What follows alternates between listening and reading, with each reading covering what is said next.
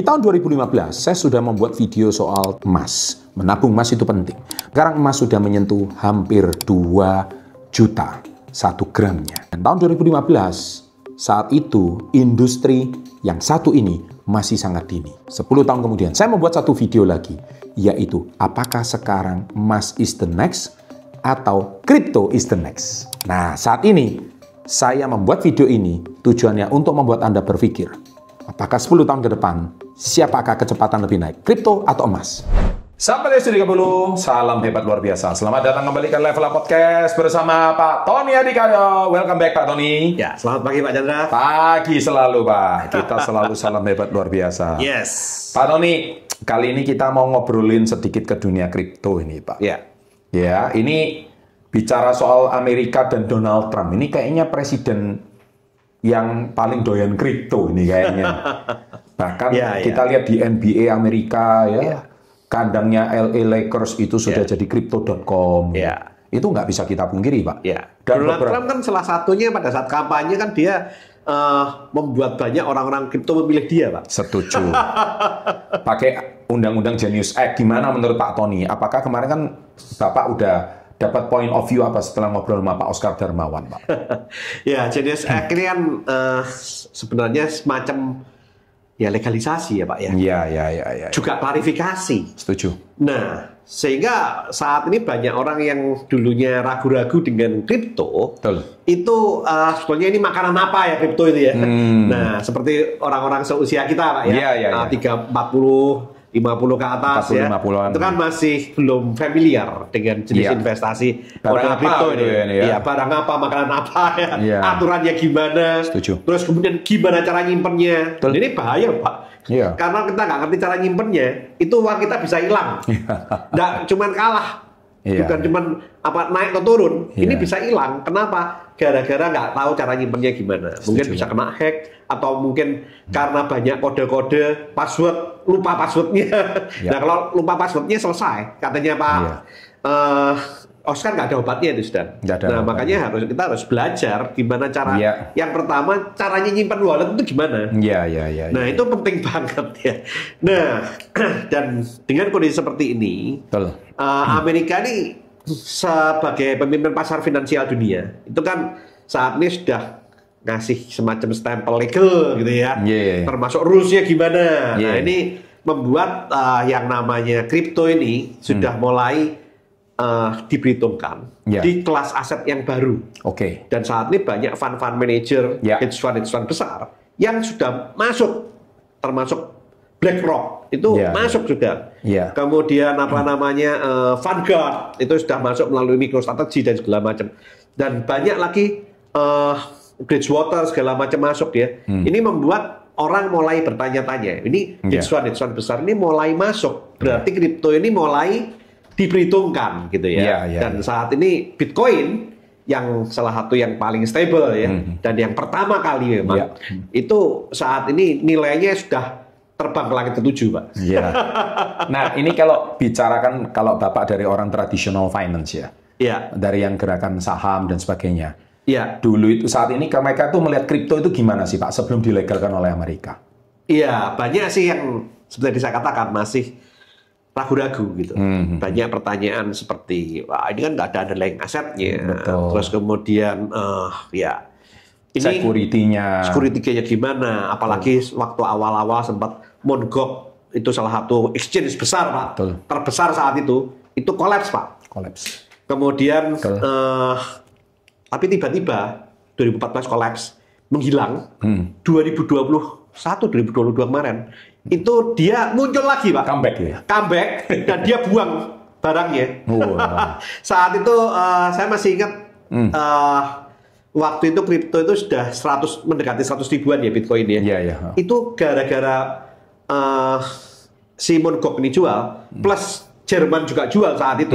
Itu membuat harga kripto itu jadi 50.000, Pak. Nah, ini gimana ini? Kok bisa hilang, kemudian muncul kembali gitu. Kemudian sekarang malah balik lagi BTC ya, all time high lagi. Sekarang balik lagi all time high lagi. Kemudian tahun 2020 itu exchange besar juga, CoinCheck. itu juga hilang. Nah itu membuat ini malah ditertawakan orang saham. Nah tuh kan saya ngomong apa kan? Gitu. Iya. Waktu itu banyak orang yang masih takut gitu loh. Bener nggak sih? Nah kalau kita masukkan ke sana, exchange-nya hilang, uang kita hilang, Pak. Setuju. Nah ini banyak orang yang masih ragu-ragu gitu ya. Nah tapi kemudian ya saatnya teknologi terus naik. Security mereka pun juga diperketat.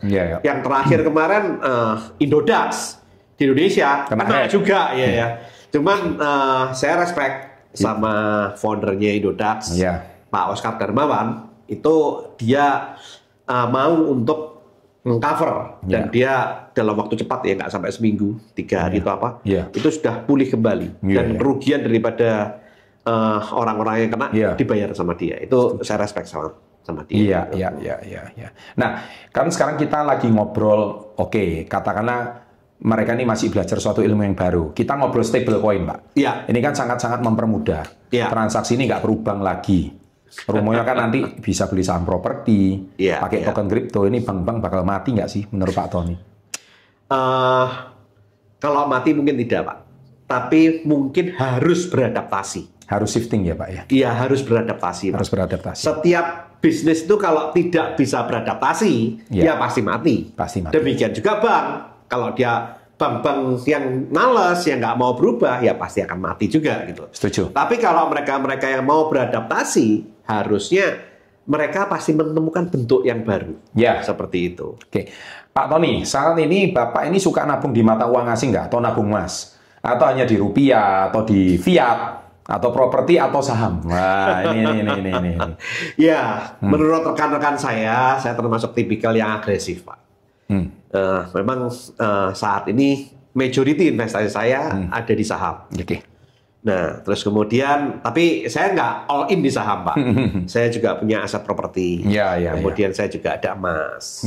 Saya ya itu yang saya investasikan. Kripto saya juga masuk, walaupun jumlahnya secara persentase kecil. Tapi saya tetap harus investasi, saya harus belajar. Kenapa? Ya, kita nggak pernah tahu masa depan itu seperti apa. Betul. Dan kalau sampai kita nggak ngikutin, dan kemudian terjadi perubahan dunia, kita kan ketinggalan, Pak. Ketinggalan kereta ya. Kan ketinggalan kereta. Walaupun persentase saya secara portofolio di Bitcoin kecil.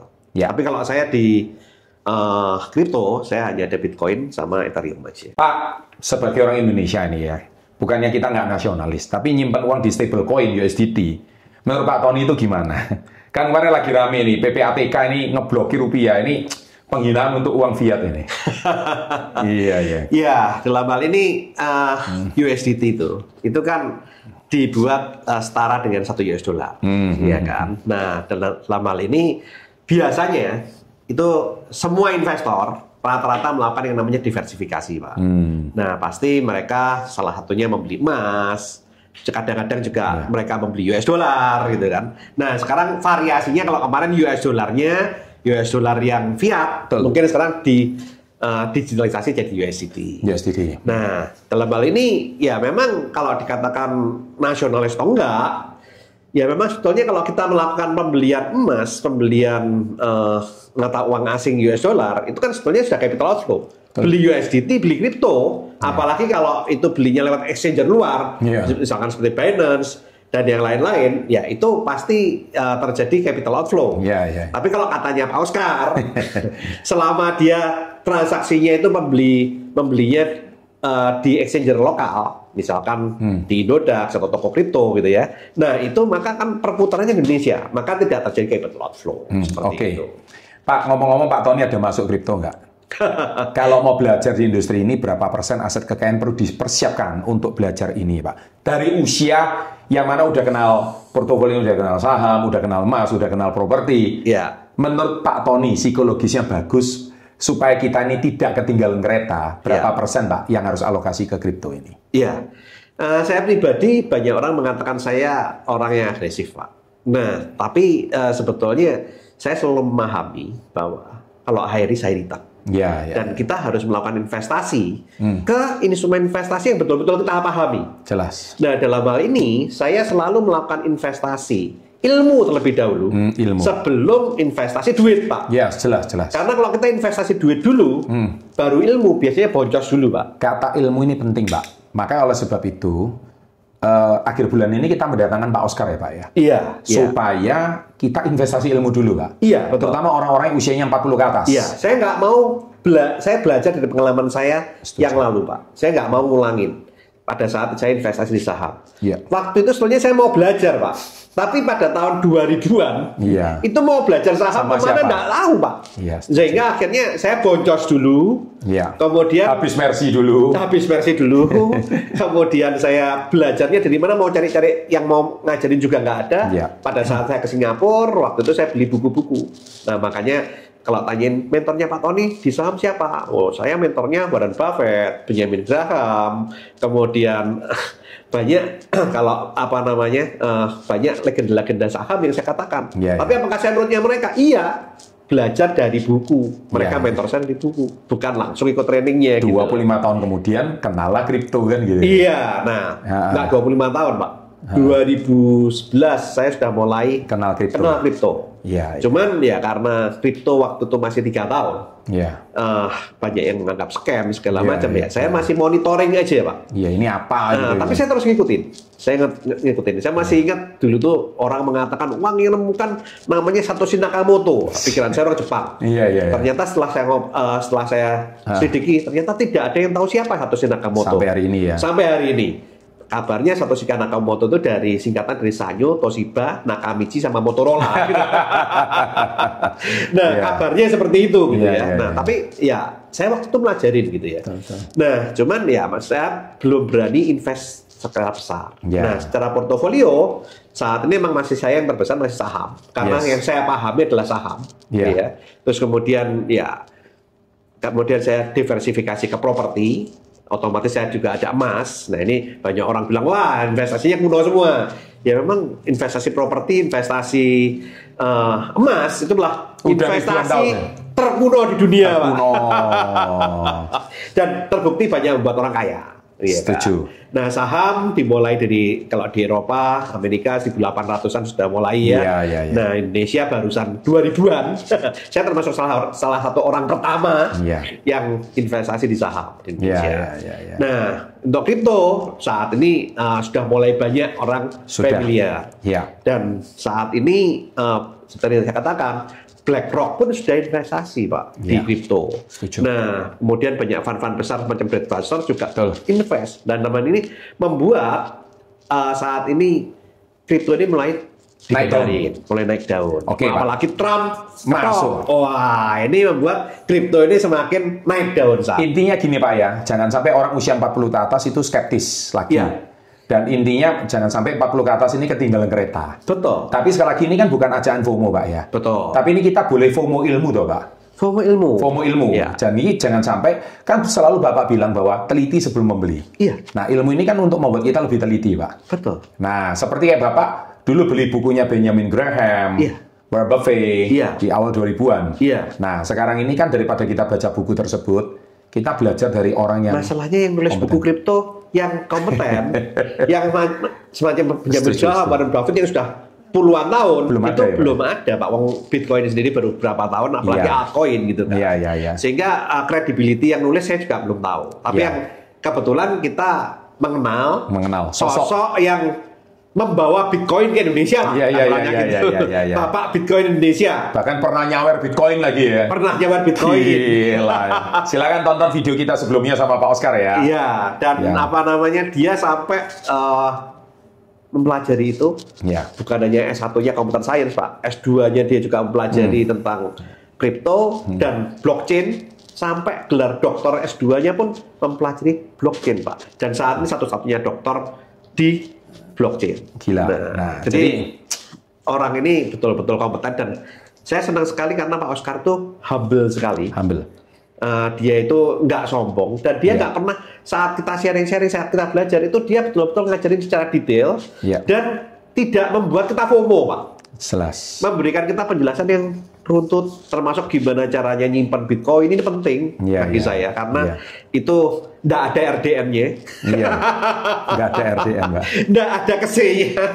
Nah ini apa namanya, apalagi kalau nyimpannya di wallet sendiri, nah itu kalau sampai itu kacau. Nah itu penting banget. Terus kemudian mengenali apa sih sebetulnya Bitcoin, fungsinya itu apa, terus membelinya bagaimana. Nah itu rasanya beliau itu sangat luar biasa sekali.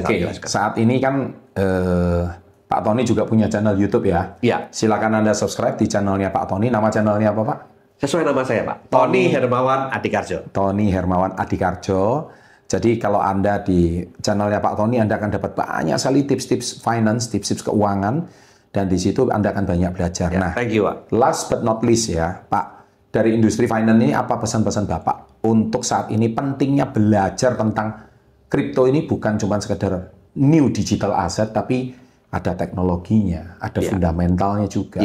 Bahkan saya juga baru tahu kenapa emas itu harganya mahal. Ternyata ada biaya pertambangannya juga, ada biaya percetakannya. Ternyata Bitcoin juga sama. Saya kemarin baru dengar dari Pak Oscar ngomongnya gitu. Jadi intinya itu jangan lagi memandang kripto ini sebelah mata gitu. Ini kita harus tahu duluan soal ilmu fundamentalnya. Iya, betul. Nah, menurut Pak Tony tanggapannya gimana? Jadi setuju Pak. Nah dalam hal ini seperti yang saya katakan bahwa ya kita harus melek, karena di dunia ini orang yang bisa survive, orang yang bisa sukses itu harus bisa adaptasi. Setuju. Semakin kita bisa beradaptasi, maka kita akan semakin sukses.